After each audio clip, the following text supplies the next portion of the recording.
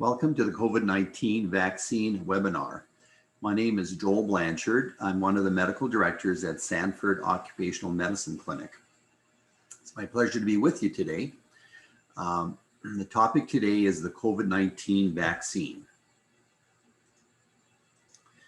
My objectives today is to review the current state of the pandemic, to review the vaccine development, COVID-19 myths review, demonstrate that the vaccine is safe and that the vaccine is effective. And I'll review the COVID-19 variants and their effect on the vaccine effectiveness and review why individuals are not taking the vaccine.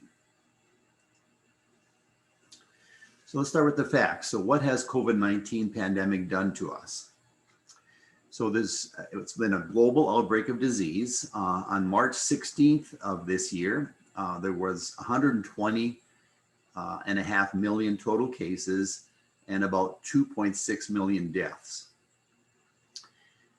Since then, the numbers have increased substantially. So as of October 5th, 2021, throughout the world, there were 235.5 million cases, which is a 95.5% increase from March 16th of 2021. The deaths have also gone up. The deaths now being 4.8 million deaths, which is an 80.5% increase from March 16th of this year. And as of October 5th, there's been 6.3 billion doses of the vaccine administered worldwide. Now in the US, on March 16th, there was 29.5 million total cases, about 500,000 deaths. As of October 5th, there have now been 43.8 million doses. That's an increase of 48.5% from March. The deaths are now 703,000, which is a 31.2% increase from March 16th. And there's been a total of 395 and basically 500,000 doses administered. So if you can see how we've done compared to the rest of the world, since March, cases have increased 95%, almost doubled, deaths 80% higher, while in the US, we've only had a 48.5% increases and a 31% increase in deaths, which is likely related to the fact that although our vaccinations are not super high in the US, they're much higher than the world in general, which is likely why we have been able to have a lower incidence of death. Now comes a big decision. Should I receive the vaccine or not? And I'll be honest with you, when the vaccine first came out in December of 2020, I had to make that decision myself, my family members, and some of my patients. And this was not an easy decision. We had to decide yes or no. And as healthcare workers, we were the first one that were offered the vaccine. So we had to make the decision when there was less information than we have today. So one of the things that I looked at for myself and for my family is COVID-19 dangerous? Well, here's the statistics on deaths and hospitalization from COVID-19. And it depends how old you are. So if you're between ages 0 to 9, the deaths are 2 per 100,000, and it goes up to 9,300 per 100,000 if you're 80 and above. The risk of hospitalization goes up as well. So in my estimation, COVID-19 is a serious illness because it causes hospitalization and deaths more so in the older age groups than in the younger age groups. The other question I had is, what is this with a warp speed vaccine? How could we have had a vaccine in such a short period of time? So traditionally, when a company will develop a vaccine, it takes 10 to 15 years to develop the vaccine. So as I reviewed how we were able to get a vaccine in December of 2020, it's because we were lucky. In 2003, SARS developed in China. And in 2012, MERS, Middle Eastern Respiratory Symptoms, developed in the Middle East. And so these are both coronaviruses. In fact, this is coronavirus 1, and we're now coronavirus 2. So for the last 17 years, they did research exploring the possibility of creating a vaccine, and in fact, created one. They also tested the vaccine in preclinical trials on animals, mice, and on monkeys. And so had we not had these two diseases, we would not have a vaccine today. So in fact, when the genome or the DNA footprint of COVID-19 was developed in February, the next day they were able to create the vaccine because they already had one. They just had to tweak it a little bit to make it specific to COVID-19. So this is the biggest part of this 10 to 15 years, okay? So we were lucky in that respect. That's the only reason we have a vaccine today. Secondly, once we have a vaccine, there are clinical trials, and that takes years to do so, maybe a couple years to do so. It's split up in phase 1, phase 2, and phase 3. Phase 1, it's tested on a small number, 20 to 100, phase 200s, and phase 3000s. Normally, the way this works is that phase 1 is design. They recruit some volunteers, they do the study, they publish their information, and then with time, they send it to the FDA, and the FDA takes their time to review the information and decides whether they're going to approve it or not. And then once that's done, they move on to phase 2. And again, the same process occurs. FDA reviews it in their own time, and then they go on to phase 3. Well, because of the emergency of the pandemic, they designed phase 1, 2, and 3 at the same time, recruited individuals, and fed the information live to the FDA. So the FDA was able to approve those with the same information they normally get, but in an expedited fashion, in a faster fashion. So that's why they were able to get phase 1, phase 2, and phase 3 done in months rather than years. They did test everybody just like they do for any vaccine, but the FDA, because of the emergency, the bureaucracy was put aside and they were able to get the information and make their decision. So that's why the clinical trials were done in a shorter period of time, tested the same number of people, and the FDA did their usual review. They just did it without the bureaucratic delay. So then in December, around the 16th, 17th of December, the FDA approved the first vaccine, which was the Pfizer vaccine. Normally after the FDA approves it, it takes months to years to manufacture the vaccine and then to distribute it to the world. Now the federal government, because of the urgency of the pandemic, promised these companies that they would pay for it. So they actually manufactured and in fact started distributing, flying the vaccine out before the FDA approved it. Never do they do that normally. They wait till the FDA approves and then they start the manufacturing process. So that's why everyone just kind of stepped up, got rid of the bureaucratic hassles, and that's why we have a vaccine today. Now, in the clinical trials, we need to know that they actually tested people and significant numbers. So these are some of the vaccines that have been approved in the last 20 years. So the injectable polio was approved in 2000. It has 4 doses. Phase 2, there was 361 people enrolled and 2,300 in phase 3. The diphtheria, pertussis, tetanus vaccine, 2002, that's 5 doses. 7,400 and 10,500 in phase 3. Gardasil, which is the HPV vaccine, was 2006. That's at 3 doses, 4,000 and 23,000 in phase 3. Prevnar 13, the pneumonia shot, 2010, 4 doses, almost 1,500 people in phase 2 and almost 50,000 in phase 3. Now, these are the 3 vaccines that we have. Moderna, Pfizer, and Johnson & Johnson. Both of these, the mRNAs, have 2 doses. This one has 1. there were 600 in the phase 2 and 30,000 in phase 3. Pfizer 43,000 and Johnson & Johnson 394 and 60,000.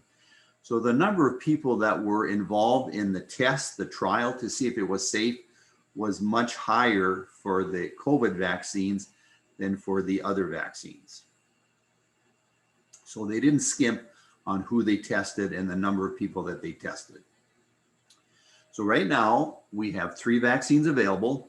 Pfizer is now fully FDA approved for age 16 and older, but it's also approved under EUA for ages 12 to 16. 2 shots, 21 days apart. 2 weeks after your second shot, you're fully vaccinated. Moderna is for 18 years and older.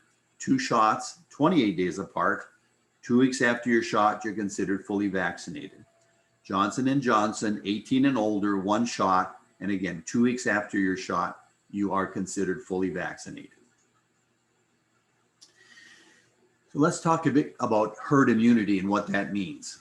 So in this first panel here, you can see that the blue people are the ones that aren't immunized but are healthy. Yellow, immunized and healthy, and red, not immunized, sick and contagious. So when there's few people that are immunized, you get 2 people that are infected, not immunized. Because no one has immunity, it spreads to a large portion of the population. And that was what was happening to us before. If you have some people immunized, but not many, and you have a few sick people, there's still a lot of people that get sick, okay? Now on this third panel, you see that many people are immunized, a few are not, and there's a few that are sick. In this instance, these 4 blue people, only 1 of the 4 become infected because the virus cannot be transmitted through someone who's already immunized. So that's what herd immunity is all about. And that's what we're trying to achieve with the vaccination. I want to talk about a few myths that you've probably heard, and I just want to go through them again. You're probably tired of hearing this, but does COVID-19 vaccine give you the COVID-19 infection? The answer is no. The virus is not in the vaccine. All there is the spike protein, so it can't give you COVID-19. So it's not the virus itself, it's just the spike protein that's on the surface of the COVID-19 virus. And does COVID-19 affect your DNA?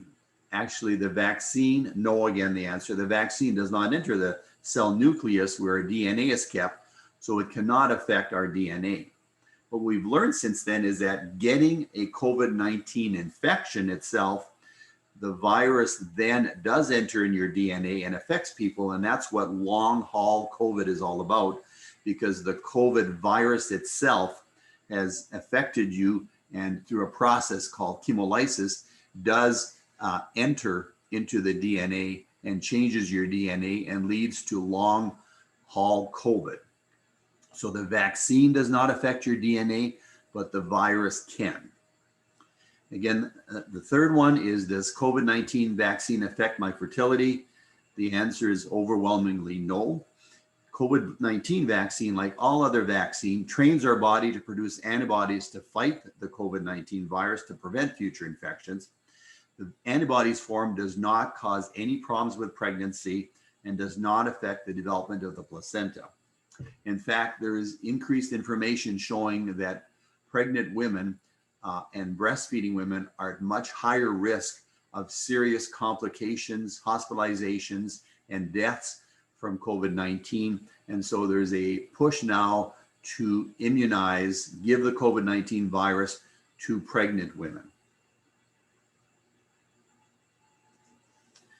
How does the mRNA vaccine work? So this is a pictogram of an egg. The yolk is the DNA and the white part is the cytoplasm, as that's where mRNA goes. So mRNA is injected into the body and then it enters into the immune system and enters up into the cytoplasm. The mRNA cannot enter in the DNA, so it can't affect it.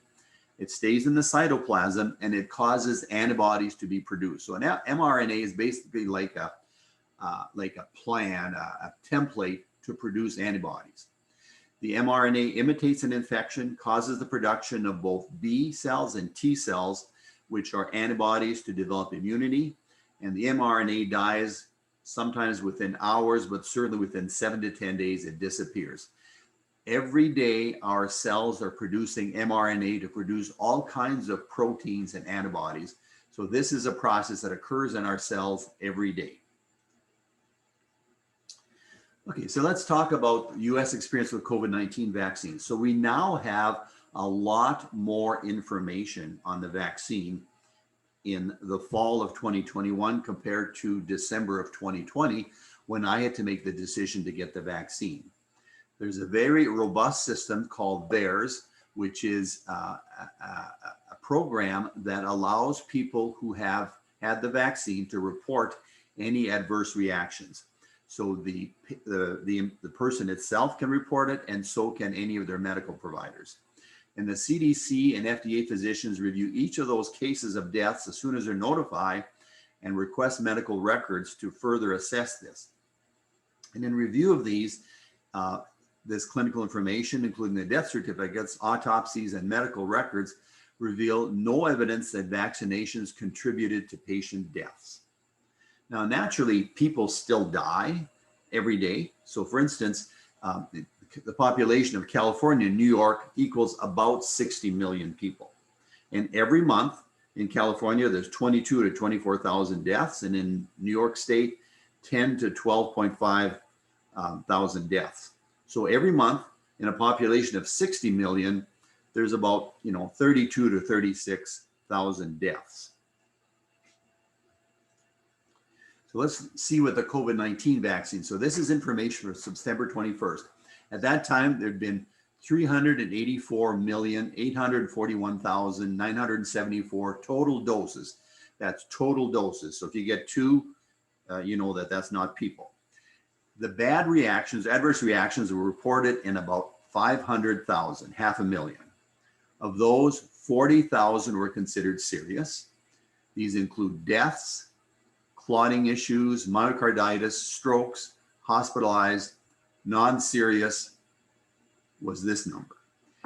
It's considered serious if, like, we know that we get reactions with vaccines. We get fever, chills, headaches, and body aches. If the fever was high enough that you took Tylenol for it, or if your arm where you got the injection hurt enough that you took Tylenol or Motrin for it, or the chills were that bad, or muscle aches, that was considered serious. So serious does not mean deaths only, and clotting and myocarditis includes a fever that required Tylenol or Motrin, an aching arm that required Tylenol or Motrin, or body aches that required Tylenol or Motrin. And those reactions were overwhelmingly the adverse reactions that occurred. So not serious was, 473,957. So of total adverse reactions, it's 0.13%. Serious, 0.01%, 100 per million. Deaths, 0.002, 20 per million. Clotting issues, heart trouble, strokes, hospitalization, not serious, was most common. Now, these are very big numbers, aren't they? The common side effects are fatigue, pain at the site, fever, chills, or a headache. And that's 99.9% of the reactions, and most of them are mild. They tend to go away, within a few days, and occur usually starting within the first 24 hours. So those numbers are hard to understand when we're dealing with such a large number of such large numbers. So I'm going to go through a bit of an exercise to put those numbers into something that's easier to understand. And this I got from the Joint Commission. So based on this, a dot is one person, this is 15 people, and this is 300 people in what I'm going to show you. So on average, how many people are killed by sharks in the US each year? Well, it's usually one death every other year. So 0.5 per year. How many people die from lightning strikes? Well, it's 41 people per year. How many people die from tornadoes? 80 people per year on average. How many people drown in the US? 3,960. So each of those is 300. How many people die in car accidents, traffic accidents? On average, about 38,000 people. So that's half the football stadium. How many people die from gun deaths? 39,707, and on average, 14,861 are homicides. So again, about half the stadium. How many people die from flu or influenza each year? It averages about 36,000 people per year. So how many deaths have there been in the US from COVID? Now this is more than 1 year. That's about a year and a half. At that time, there was 614,000. Now it's over 700,000. So that's all these stadiums. So a much higher number. So deaths from January 2020 to February 2021 before vaccines are these 7 stadiums. And these are the deaths after the vaccines became available. And of the deaths, 1,400 are deaths amongst vaccinated people. So let's just look, do vaccines work? So at this time, there's approximately half the population that are vaccinated. So 170 million versus 165, so about 50-50. If the vaccine had no effect, you would think that the death toll would be the same between two groups. So the week of August 15th to 21st, there were 5,564 people who died of COVID. If the vaccine didn't work, didn't help, there should be as many unvaccinated as vaccinated. So the 5,564 would be split 50-50, okay, if the vaccine made no difference. But this is the actual number of deaths, and were they amongst vaccinated or unvaccinated? So you can see that almost all the deaths were from unvaccinated versus vaccinated, okay?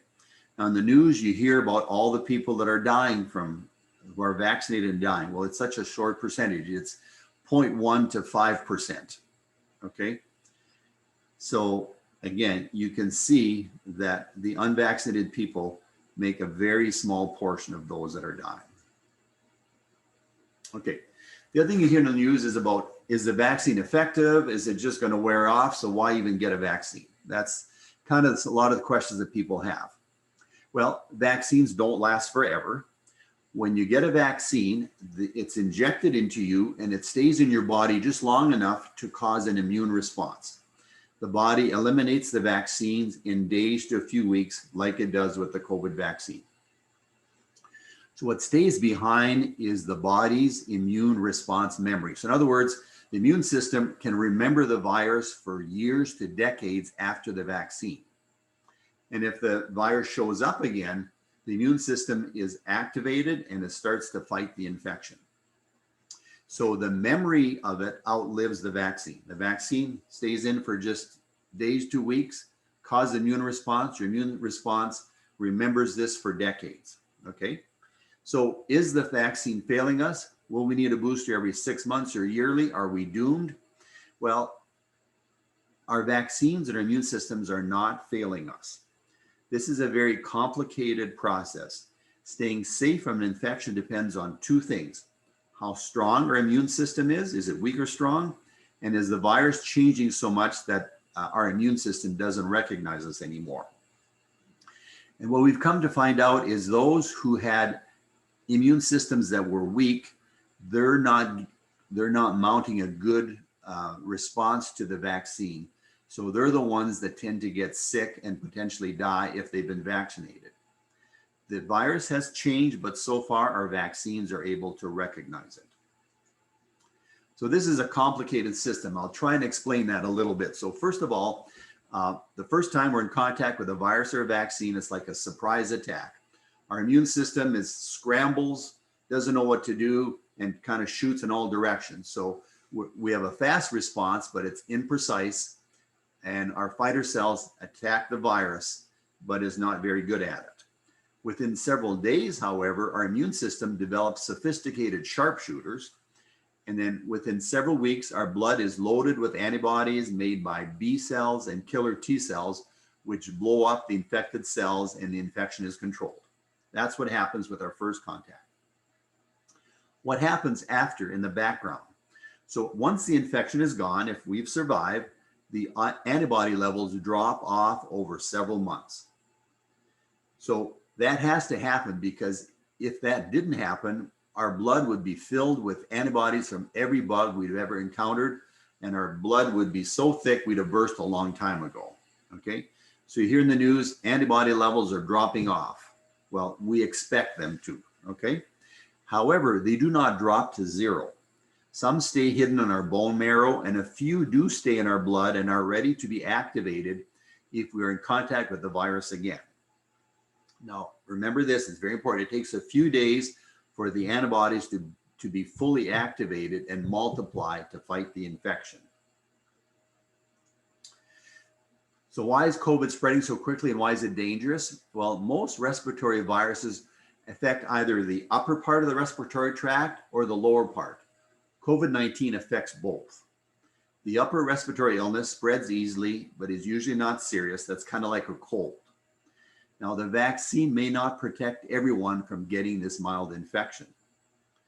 The lower respiratory illness doesn't spread easily, but is usually serious, like the pneumonia, and that takes days to weeks to develop. This is what the vaccine protects us from. It may not protect us from the cold, but it'll protect us from the serious pneumonia. So how does it work with COVID-19? The antibodies circulate in the bloodstream and bone marrow.